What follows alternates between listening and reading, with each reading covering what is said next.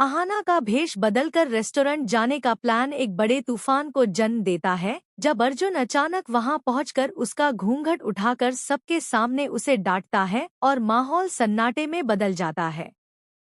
शुरुआत होती है जब ठाकुर जी, पलटू दादा, बुआ जी और बाकी घरवाले शादी के रिसेप्शन के लिए निकल जाते हैं और दुर्गा माँ चारों बहुओं के साथ घर पर रह जाती है। आहना अपनी सास को खुश करने के लिए भेष बदलकर रेस्टोरेंट जाने का सुझाव देती है। शुरू में दुर्गा माँ मना करती हैं, लेकिन बहुओं के प्यार और तुकुन की मदद से मान जाती हैं। सभी सादगी और भेष बदलकर रेस्टोरेंट पहुंचते हैं, जहां पहली बार सब खुलकर हंसते हैं, खाते हैं और अपनी जिंदगी के छोटे छोटे पलों का आनंद लेते हैं। दुर्गा माँ की मुस्कान सबके दिल को छू जाती है और बहुएं भी कहती हैं कि यह दिन कभी नहीं भूलेंगी। लेकिन तभी अर्जुन वहां पहुंचता है और आहना को देख लेता है। वह गुस्से में उसकी पोल खोल देता है और कहता है कि यह सब घर की इज्जत के खिलाफ है।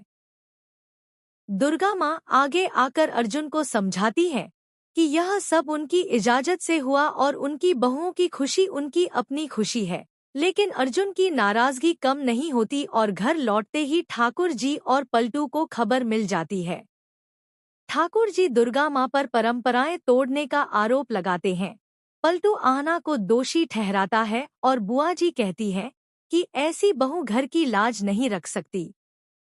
अर्जुन भी गलतफहमी में आहना पर बरस पड़ता है, जबकि आहना रोते हुए कहती है कि उसने सिर्फ माँ को खुश करने की कोशिश की। इस बीच आहना को खबर मिलती है कि उसने जवाहर नवोदय एग्जाम में टॉप किया है, जिसे सुनकर दुर्गा माँ गर्व से भर जाती है और कहती है कि यह उसके पापा के सपनों की जीत है। लेकिन ठाकुर जी और पलटू नई चालें चलने लगते हैं ताकि आहना की बेइज्जती पूरे मोहल्ले में हो और अर्जुन को और भड़काया जा सके। अब सवाल यह है कि क्या अर्जुन दुर्गा माँ और बहुओं का साथ देगा या ठाकुर जी और पलटू के बहकावे में आकर आहना को बदनाम करेगा?